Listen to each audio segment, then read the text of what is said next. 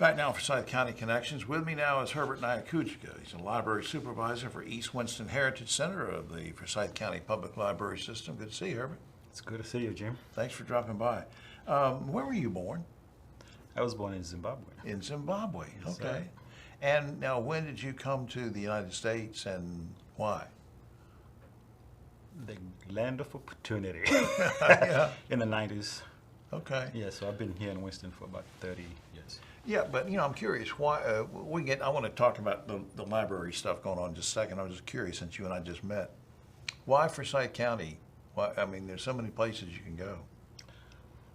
I was going to New York, but I landed here, and it was slow enough, and I stayed. You sort of like Columbus going to the wrong place and thought you were, yeah. Definitely, it was. How about that, Jeff? He thought he was in New York and he landed in Forsyth County. It was, All right. It was a change, but yeah. it was. Now, your particular branch, has a rich community history. What excited you about being part of that? It's obviously the history.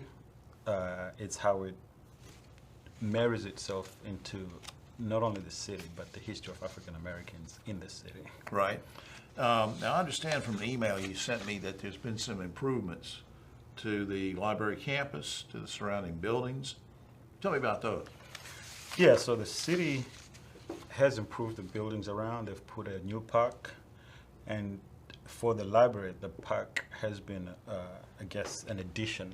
So it's kind of having the library outside as well. Okay.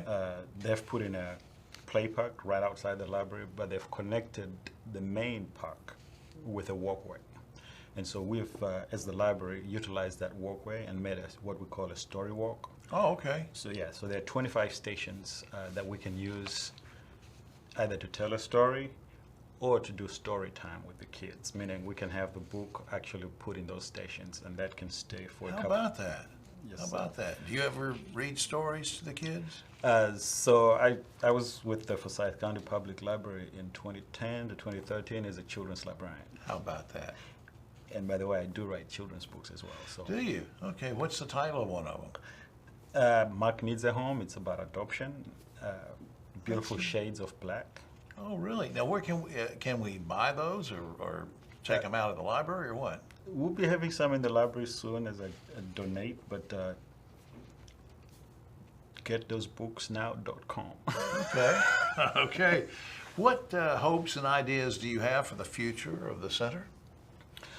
It's to bring back the heritage part of the library, bring back more foot traffic into the library, bring back more of the history in terms of knowledge.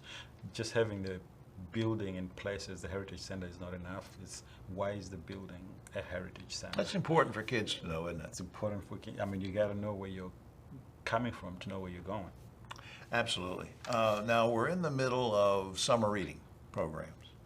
What are some of the things about summer reading program that you're excited about? So I've been back with the library for a month. So I'm kind of catching up with what was already in place, and part of that is continuing and growing our book club, which is every Thursday. Right. This is for adult programming. It'll be African American Music Month, so we're having a program on that, some Name That Tune competition. We're having some painting, some crafts. We always have story time on the children's side. We Right. have Lego Club. Things that bring the kids into the library. Things and- that bring the kids and the adults, hopefully. Yeah, that's right. And the reading's so important, which brings me, before we lose time, I want to ask you a personal question. Do you remember as a child growing up liking to read? Or because I didn't particularly like to read. I liked to go out and play sports when I was little, but what about you? I did both. My mother was a teacher, so So she made you read. Oh, or I could read early on, so it's easy Yeah. to catch on to loving reading. yeah. If you can read and find out those stories in the books. And What kind of books did you like to read when you were little?